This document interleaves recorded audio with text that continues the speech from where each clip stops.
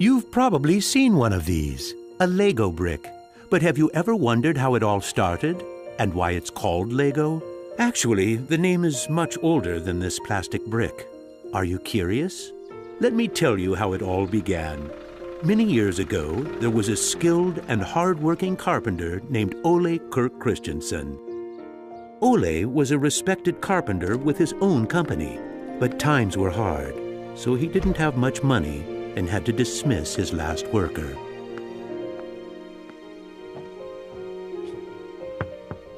Come on in. I've closed down the workshop and packed my things. Thank you.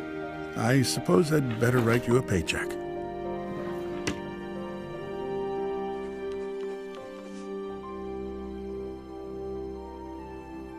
Take care.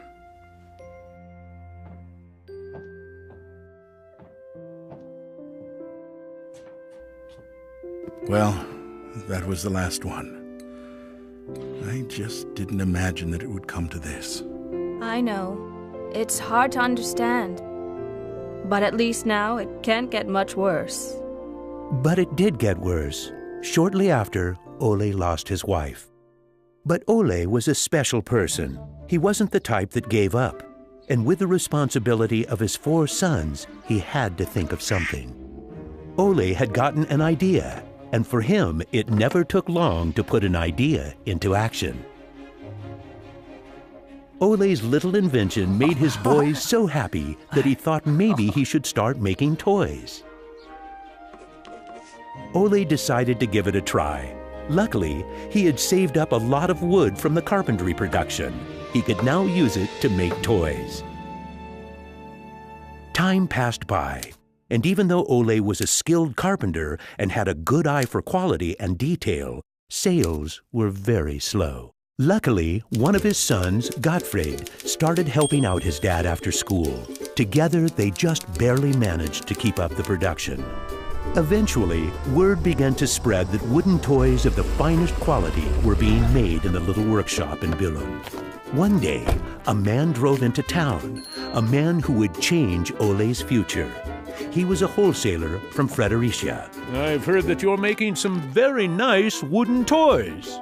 Well, one does his best. The wholesaler was very impressed with all the wooden toys and placed a big order before he left.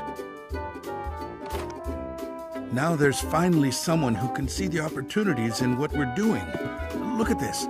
The wholesaler wants to put a lot of our toys into his store for the holidays. It's going to be a good Christmas this year, but we'll be busy. Now there was a lot to do in the little workshop, and Ole could rehire his former workers. Ole only used the highest quality wood, which was hand-picked and very carefully prepared. They worked day and night to get the order finished, so the wholesaler could get the toys out in stores before Christmas. Is there something wrong, Dad? I'm afraid that we're in big trouble. In the middle of their work, Ole received a letter saying that the wholesaler had filed for bankruptcy and couldn't buy the toys that he had ordered. But what are you gonna do? What about Christmas? Now we can't even afford food?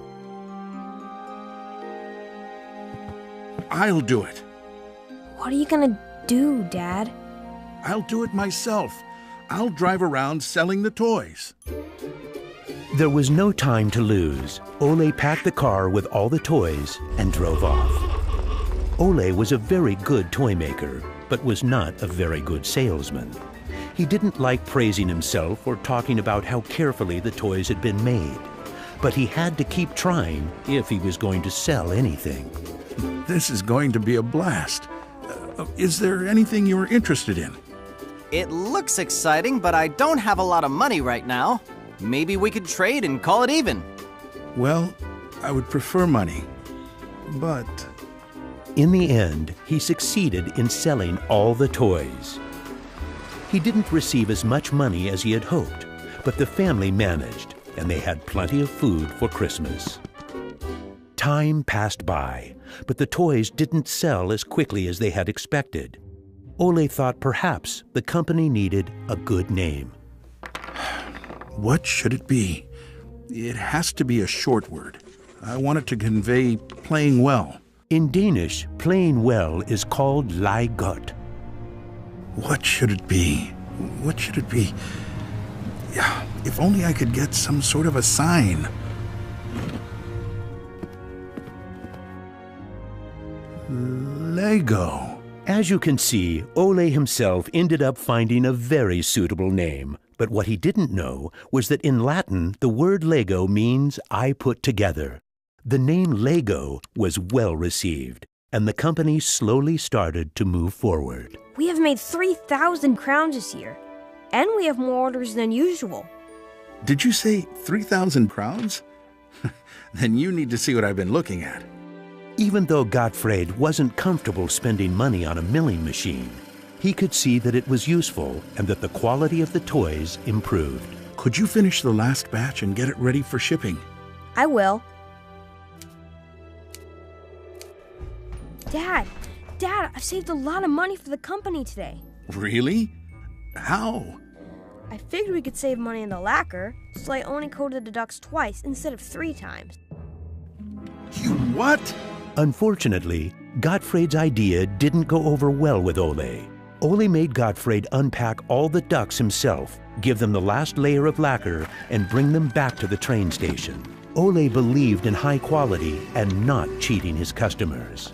When Gottfried returned, Ole explained that that wasn't the way to create a good brand. This little lesson opened Gottfried's eyes to the fact that every detail matters, and only the best is good enough.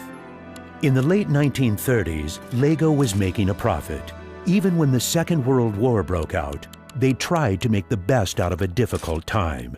It seemed nothing could go wrong. But a stormy night in 1942 changed their luck.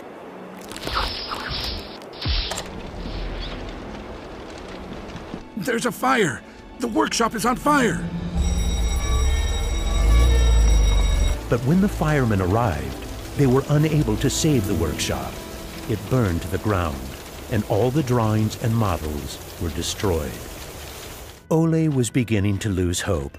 All that he had worked for was gone, and he almost lost his company.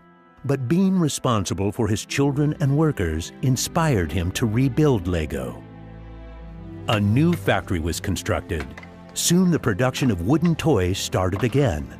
The little company fought its way back into the market.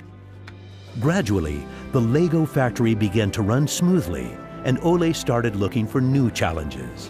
One day, he went to Copenhagen to look at a new machine that had just arrived in Denmark. It was a plastic molding machine, and Ole was very excited about it. Should we buy it? It sure is a good bargain, and it will give us a lot of opportunities.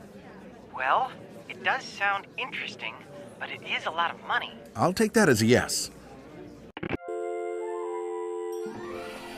When the plastic molding machine finally arrived, Ole started making little plastic teddy bears and rattles. But he still had the plastic bricks that he had received at the fair. There was something about them that he couldn't stop thinking about. And even though no one else could see the potential in them, Ole decided to redesign and put them into production. But it was when Lego first launched the Gray Ferguson tractor that the plastic toys became a success. Unfortunately, the sales were dropping during the summer, and the company had too many toys in stock. This can't be right. Of course our products can be sold the whole year, not only for Christmas. Gottfried decided that he would go out and sell the toys himself. Gottfried brought his wife Edith as company and moral support. If you can't get cash, then we need butter and eggs. Well, it wasn't that bad. Gottfried was a success in his trip around the country, which helped Lego to get out of its financial crisis. They reached home just in time for Ole's birthday party. Ole turned 60, and the whole family was gathered to celebrate with him.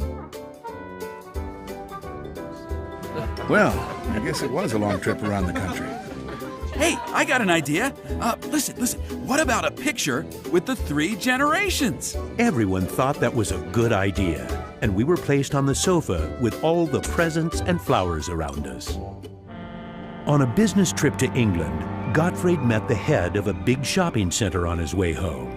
They discussed the toy industry, and the conversation would be very important to the future of Lego. Damn this industry. I just think that toys are no good nowadays. What do you mean? I think they're working very well. Oh, they work fine, sure, but there's no system in anything. System? System? There isn't any system. What in the world are you doing, Gottfried? There isn't any system. The toys need an idea and a system built around it. I want to put system into play. Children have only been offered ready-made solutions. They need something different that will strengthen their imagination and creativity. So you're trying to put Lego into a system? Interesting. That same year, Lego started producing the first Lego system of play. Children could now build houses from the Lego bricks. The town plan gave play a realistic town setting, and with this, children learned about traffic safety. My sisters and I could play with the new Lego system for hours. Some people said we were the luckiest children in the world because we grew up in a toy factory. It was a huge breakthrough, and Gottfried decided to try selling it outside of Denmark. The system of play was so popular that they managed to sell it to many countries. Look what I just built! That is really nice, Kel. Even though Lego was meant for only building houses, there was still a lot of opportunities. There was just one problem. I can't lift it up. It keeps falling apart. That made Gottfried wonder. He wanted to find a way to make the Lego bricks stick together, but that was easier said than done. Gottfried noticed that the Lego bricks got a better clutch power with tubes inside.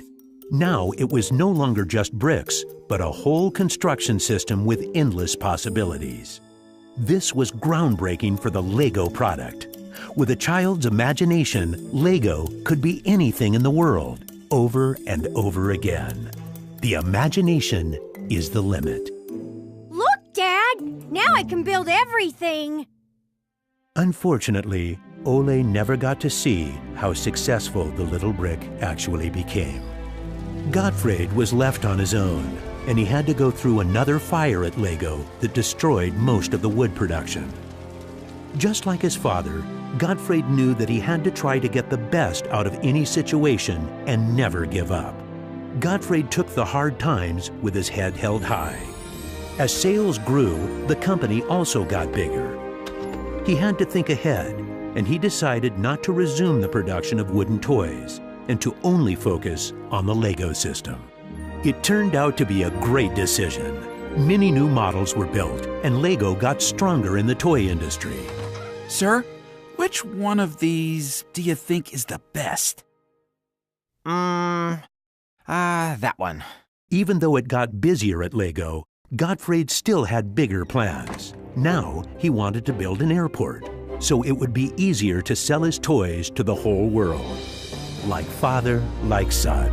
It didn't take long to put his idea into action. Only 3 years later, Billund Airport was opened. The many guests and business connections who visited the company always wanted to see the modeling department. Gradually, it got so crowded that it was hard for the employees to keep up their work. I think we better wait a while. Gottfried could see that something had to be done. He needed a bigger place to display the Lego models. I don't want to interrupt, so I'll just put this package of our new Lego train on the table. Just put it there. Train? The idea grew quickly from an exhibition room to an amusement park. And then we could have a tower so you could look over the whole park from above, the whole town. It will be a land made out of Lego. Legoland! Well, it looks interesting, but how many visitors are you actually counting on?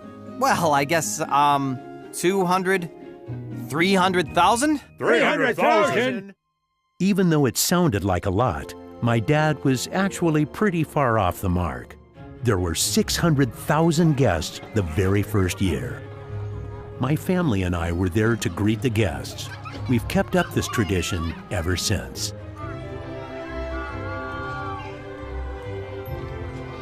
Now you know how it all began. Lego wouldn't be what it is today if it hadn't been for my grandfather's sense of quality and search for perfection.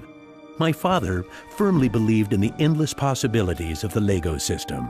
I seek to take the Lego idea even further, encouraging children to explore, experience, and express their own world, a world without limits. And we are still convinced that only the best is good enough, because children deserve the best.